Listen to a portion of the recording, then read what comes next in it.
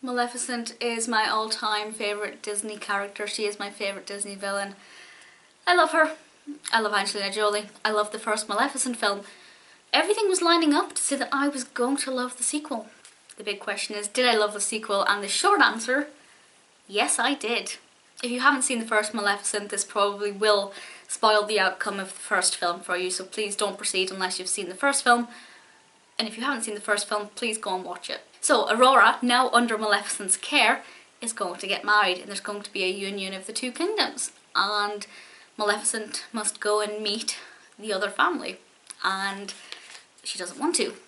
And I think there's quite a childlike vulnerability about her with this prospect, and of course the big question is, will they get married? Will there be a unity of the two kingdoms? And just how is Maleficent going to react? I loved the interaction between Maleficent and Queen Ingrith. I think Michelle Pfeiffer is brilliant, but Angelina Jolie really steals this. She is the most exquisite Maleficent. I could not have asked for a better Maleficent. I will say that for me this is the Maleficent show. Like, I have no emotional connection to Aurora. I do in the animation, in Sleeping Beauty. Aurora is my favourite Disney princess, and Elle does play the role magnificently. But in this film, I'm not rooting for her to get married. I'm not really bothered about what her outcome is. I am very emotionally attached to Maleficent, and I just think, I hope that you don't feel quite so vulnerable, and that you don't think the townspeople are going to come after you, and that you actually do get on with the new kingdom. Whether or not that happens, I'm not going to tell you. But it's, you know, for me, if you have some fantastic character development for Maleficent, she comes across very well, and obviously visually she does look absolutely fantastic. This one has a very different feel to the first film, understandably. First of all, we have a different attitude towards Maleficent because of the outcome of the first film, but it's not as vast. My biggest takeaway from the first film was that beautiful forest scene where Maleficent lived, and all the magic and the wildlife and the creatures and the plants, and that was very much my favourite thing about that. In this one, it's a lot more enclosed, which it works well. It's that kind of claustrophobic feel of inside the castle and inside a lot of walls, apart from a couple of scenes.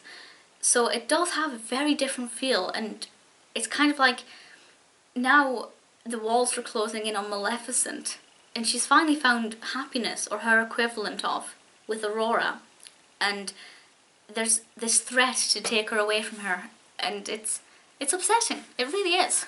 I don't think I have any complaints about this whatsoever, but at the same time, I don't have that much to say about it. I can go through the tick list. Casting, great. Acting, great. Costumes, magnificent. Maleficent particularly looked amazing. Wasn't that impressed with Aurora's dresses. Didn't think Aurora really looked particularly incredible. She looked good, she looked fine. Character development, as I said, for Maleficent was great, and also for Queen Ingrith. I thought we got to dig quite deeply into her, and it did work. She was very interesting as a character and very fascinating. Music, pretty unmemorable, but not bad. As I said, in terms of scenery and setting, it's not as fast, so it's kind of different feel and different atmosphere, but it works. The fairies are in it, not as much as the first film, I don't believe.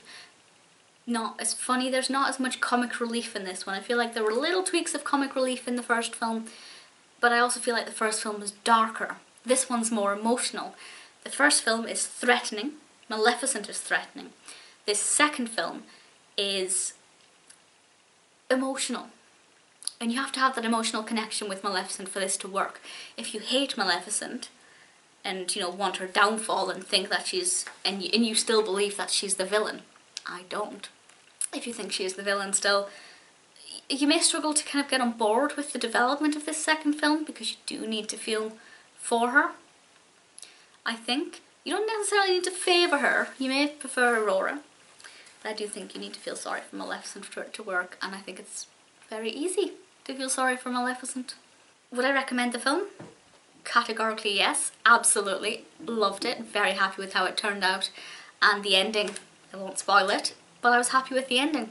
I hope that's it. I hope there's not a third one, because I feel like it's rounded off nicely. I think a third one would be pushing it. But I do love Maleficent, so if there is a third one, I'll see it. Do I think it's better than the first? No, but that's not to say I don't think it should exist. Often when I think a sequel is not as good as the first, I think we could have done without it. But actually I feel like this was essential, and thank you Disney. I'm very happy with it. I love Maleficent. Yeah, definitely go and see it.